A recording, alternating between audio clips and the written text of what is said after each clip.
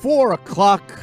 So that can only mean one thing. We've got football at 4 with John McMullen. And as we always do, we bring in John McMullen from 97.3 ESPN to kind of break down the Eagles. And obviously they'll be playing the Redskins on Sunday. And another Eagle has popped up on the injury report. This time it's Ronald Darby with a hip flexor. He's listed as questionable. We need to get to the bottom of this and figure out if he's definitely going to be playing or if he's going to be another guy who's sitting down watching someone else play ahead of him. What's going on, Johnny? Johnny Mac, you there, bro? You got me? Hey, what's up, John? Doing well. How are you, Jeff? Very good. Ronald Darby now on the injury report we see for the first time, questionable with a hip flexor. What does that mean for Ron Darby? Well, late addition. So if he's unable to go, you imagine Rasul Douglas would start at right corner, and maybe that's an upgrade anyway. Ask Terry McLaurin how he feels about that. And that's kind of the thing. I've talked about these outside corners, mentioned it a little bit yesterday, with the exception of Jalen Mills. I think Jalen's been pretty consistent except for the Miami game. Even he had his struggles there. Everybody has had their issues, and it started with week 1 and Terry McLaurin, and that was against Rasul Douglas. So it seems like guys have stretches where they play pretty well. Rasul played pretty well. Other than that, early in the season, then started to get exposed a little bit, and really, I think it was the Minnesota game, and Stephon Diggs kind of exposed him. And then you kind of rotate. We know Sidney Jones has had his issues, and Ronald has had his issues. So it's almost like maybe you start going to a rotational system. So it's not the worst thing in the world if he's not out there. But it's nice to have healthy bodies and see who's hot, so to speak. But I'm not really concerned if Ronald can't go. I don't think there's going to be much of a drop-off, or some people would argue the way he's been playing, it might be a little bit of an upgrade. Well, what is the likelihood here? I mean, from what you understand, is it kind of a serious injury? Is it hurt? Is it limiting him in what he can do? Obviously, when we talk about cornerbacks, we talk about flipping the hips. It had to happen in practice. So, and, he wasn't on there yesterday, so it happened today. And that's usually a bad sign. Right.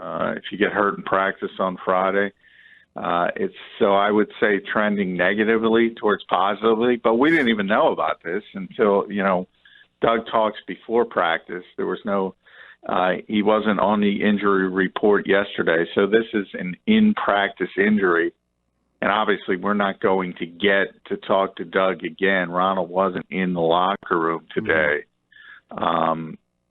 So I would say it's certainly not positive. As you know, Friday injuries tend to be death knells for playing status more often than not. Right. Well, we were kind of joking about it here, but also kind of seriously having this discussion about which would you rather have, a Ronald Darby a little bit banged up or a Rasul Douglas. And at one point I said, does it matter at this point? Really, does it matter? I don't think it does.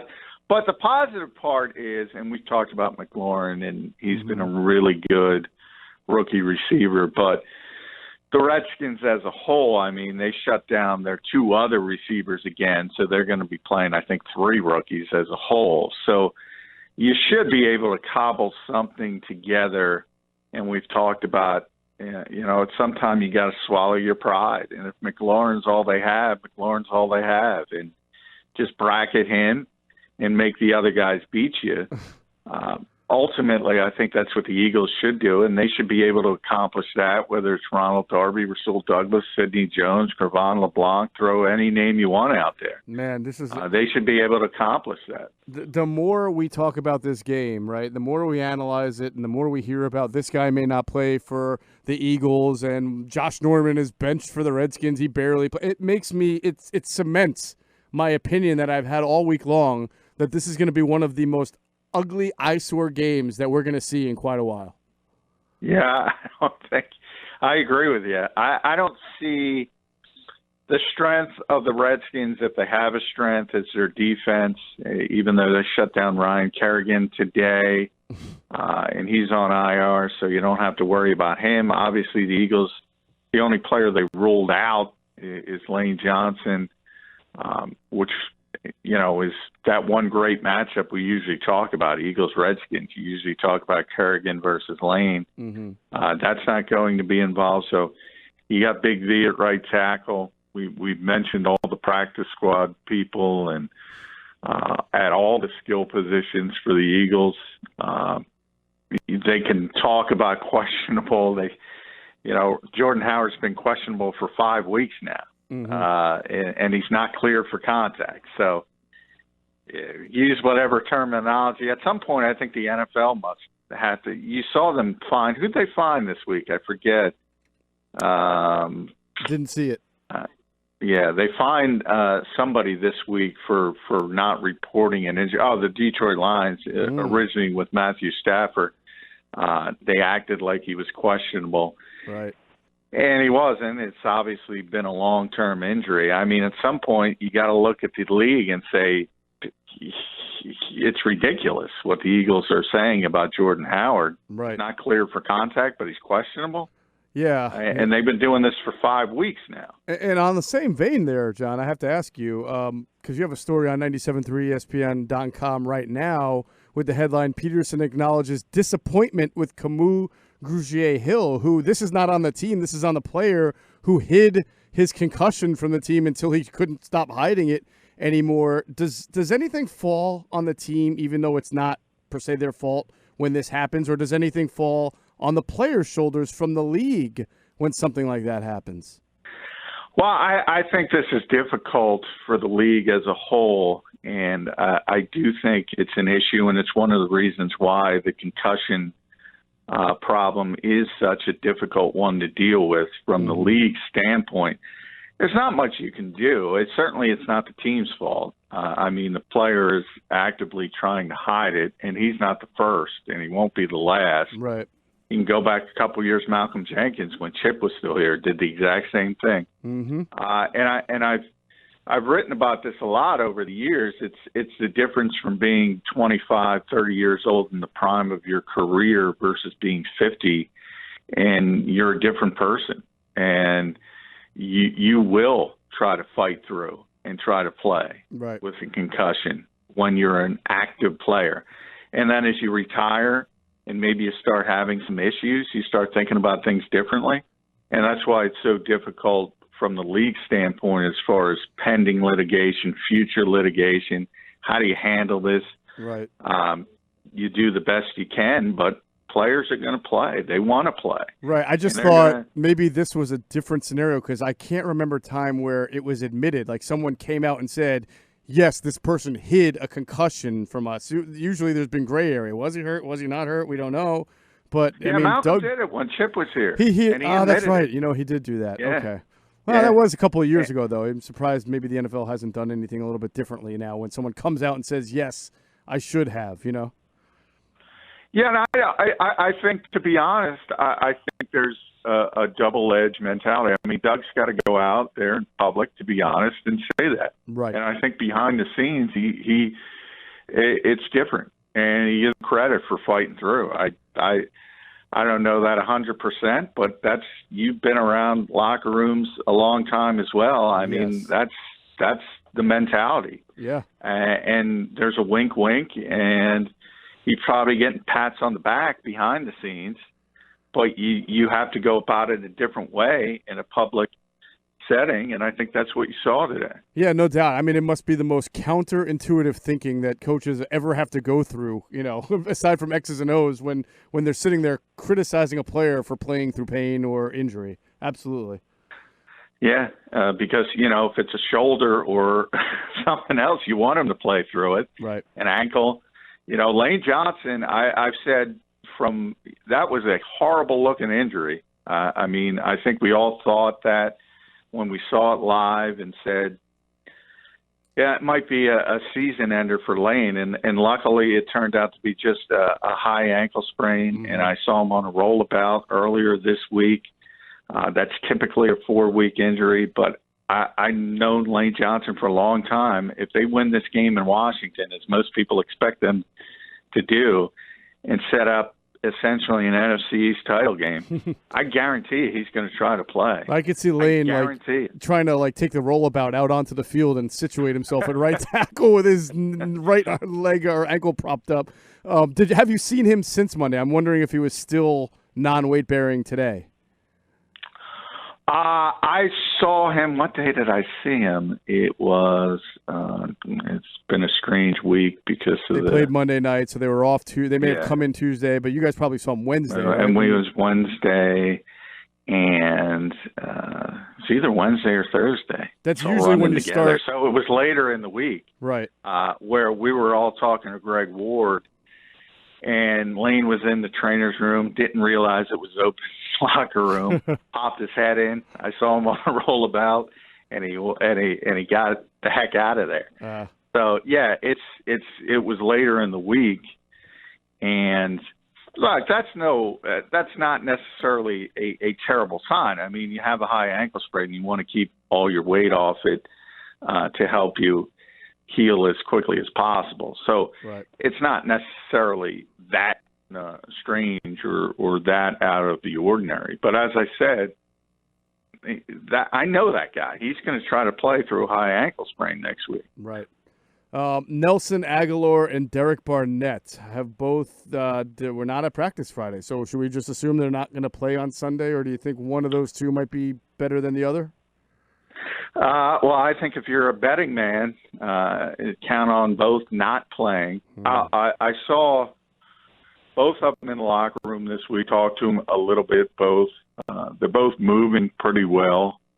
In Nelson's case, he spoke to us for a pretty lengthy period and talked about this injury, which most people assumed happened in the New England game. It actually happened in the Minnesota game. So he had been playing through it and had some significant swelling issues and had been trying to play through it.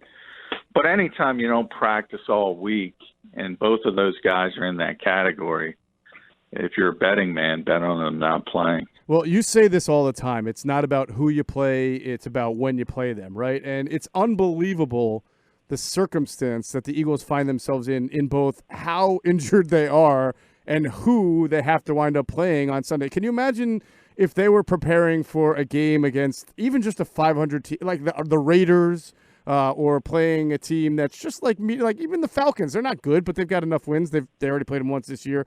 The Buccaneers. I mean, I feel like nobody would be giving them a chance to win in a game against just an average NFL team this weekend. Yeah, and I would be in that category. I do not think they could beat a lot of teams this weekend. Yeah, I'm not even convinced they can beat Washington, to be honest with you. It wouldn't shock me at all if they lost. No, it wouldn't. It wouldn't shock me at all either. And my confidence, much like it has been in recent weeks, has more to do with the opponent than the Eagles. Right. Yeah, I think if there was anybody who had anything going for them in any type of way, they wouldn't have much of a chance. Yeah. I'm firmly in that camp. I mean, you think about what they're rolling out there skill position-wise, and it's going to be a heavy dose of J.J. Arcega-Whiteside, Greg Ward, Rob Davis, Josh Perkins, Boston Scott. Mm-hmm. Other than Miles Sanders and Zach Ertz and Dallas Goedert, obviously, a tight end. Look, it's hard. As good as Zach is, as good as Dallas is, when that's your best skill position player, tight ends who are – there's a couple explosive tight ends in George Kittle in this league, Travis Kelce, but other than that, those types of players, I mean, you can just bracket those players. You've already seen it. And teams have done it to Zach Ertz and at least contain them. And if they do catch the football 8-9 times, it's usually for 70 yards, and you can manage that as a defense. And the explosive play has been the big issue for the Eagles all year, the lack of it. Boston Scott gave them a little bit of that, but are you really prepared to say that's going to be consistent with Boston and Scott? I'm not prepared to say that. So Sal Palantonio said something that was on the air with us earlier in the show that I thought was kind of interesting, and he said it after watching a lot of film with the guys at ESPN and breaking down players and specifically receivers and their routes. He came away very unimpressed with J.J. Arcega-Whiteside's route running and his overall acumen, at least in the game last week against the Giants, and he felt that he would be surprised if Arcega-Whiteside saw a lot of snaps against Washington. Now, we're looking at what they've got at receiver, and he's their highest drafted player at this point, and we're thinking you need J.J. Arcega-Whiteside to play a lot of snaps. How did you feel Arcega played against the Giants, and do you kind of agree at all with Sal that he might not see the field too much? I don't agree, and I know what Sal thinks. JJ, he told me personally. I remember. I was there. I think he's a rookie player. So, I mean, people want to give up on a rookie player. I think, flat out, I think that's silly. I think it's also fair to say that he's had a lot of issues with his route running. Mm-hmm.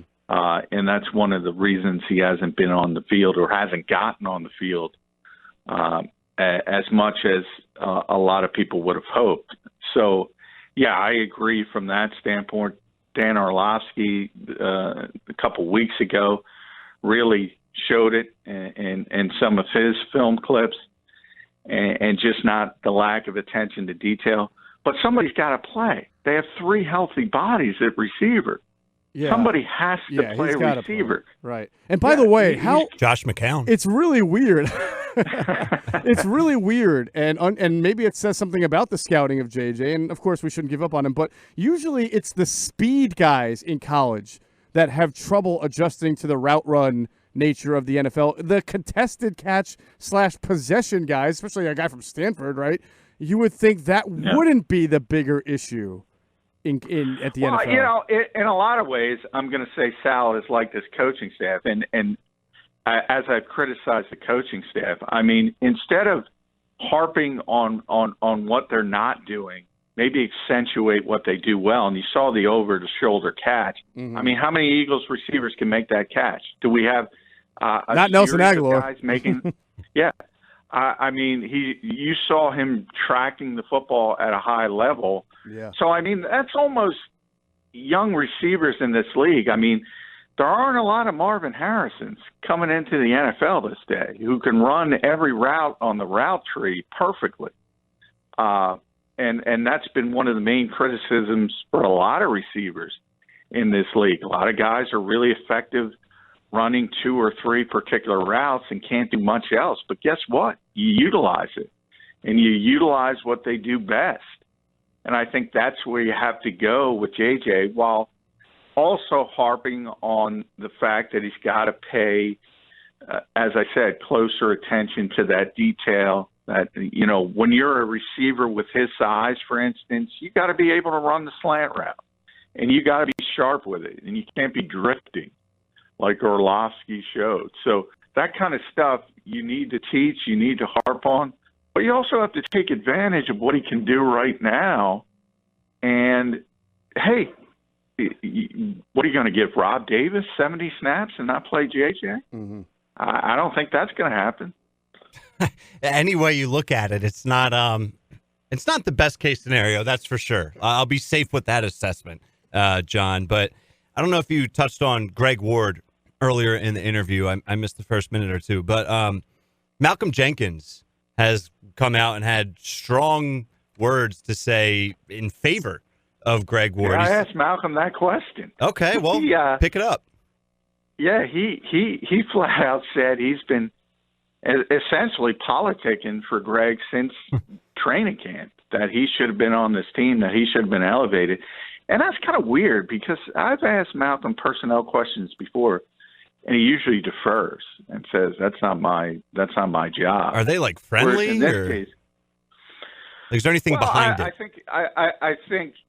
I think they are friendly. I mean, that might be part of it. But, I mean, there are guys like Bo Wolf was going around from The Athletic asking some of the defensive players, can you name all the receivers on this team?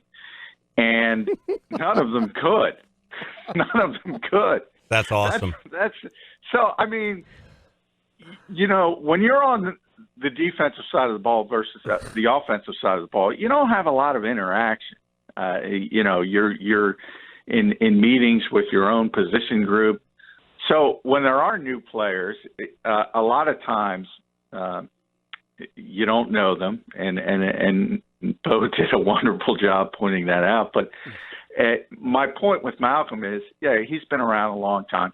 He goes above and beyond. He does know all the players. He does get to learn them. He certainly, and he mentioned these guys were all on the scout team, and he talked about each of them, not just Greg Ward, but also Boston Scott and Josh Perkins, because he's in that type of role. He's played 7 different positions on the defense. So when he's got to go up against a really fast tight end, he said he pulled Josh Perkins aside and work on releases and how he had to cover those types of tight ends.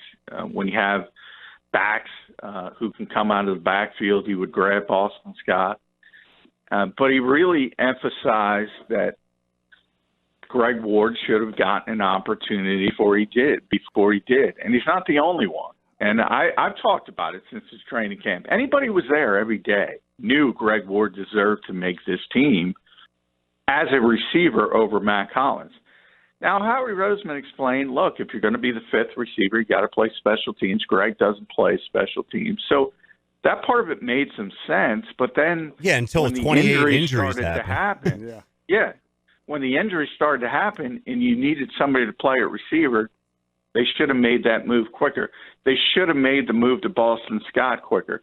They need more youth. They need more speed. They need more athleticism. That's what these players offer. They're going to make mistakes, and there's no question about that, but they're faster, they're younger, and they can do some things that maybe other players like Jordan Matthews and Jay Ajayi can't do at this stage of their careers. Do you think Robert Davis is going to play a significant amount? Do you think he's going to play at all? Is he a red zone guy because of his size? Well, as I said, he's got to play. Yeah. Well, I mean, they can play a lot of 12 personnel and just go with Ward and Arthur Whiteside. Yeah. And they play more 12, and they'll continue to play more 12 than any team in the league, but it's still 65, 70%. So you're still going to see a significant third receiver, whether that's 25 to 30 snaps. Mm-hmm. And I think if it's more than that, it'll be because he's producing, and that's kind of up to him. I think last week you saw Josh Perkins in the second half saw pretty significant traffic. I think he had 5 targets, caught all 5. So I think he's going to be in that role. So maybe 5 targets, maybe 30, 35 plays. Yeah, that's what I was. Plays better. That's what I was wondering, if they would just use like Boston. Ryan brought this up, and it was a good point. Boston Scott as a slot guy, and Perkins and only have to play Davis if needed. I didn't know if they were going to work around that number 3 receiver with different personnel, or just play Davis in that spot. Well, I don't think you saw the scripted. They had some plays worked in for Boston Scott early. Yeah. Where he lined up outside. Maybe you'll see some of that again. But as far as he's not ready. Young players, as Doug says, they don't know what they don't know. Right. So it's not like he can run a ton of routes from a slot receiver position. Josh is potentially could. They could be more comfortable with Josh Perkins in that role than Rob Davis. Mm-hmm. So that's sort of to be determined. But I think one of those 2 players is going to have to play pretty significant snaps. All right, Johnny Mac, before we get you out of here, of course it's Friday, so we need your game prediction. Well, I think it's going to be an ugly game. Both teams are going to struggle to move the football. But I do think the Eagles get it done, probably 22-13 type of game. All right, 22-13. You heard it from the lips of John McMullen to God's ears. All right, Eagles win 22-13. We'll talk to you again on Monday, John. Thanks for joining us. All right, thanks, guys.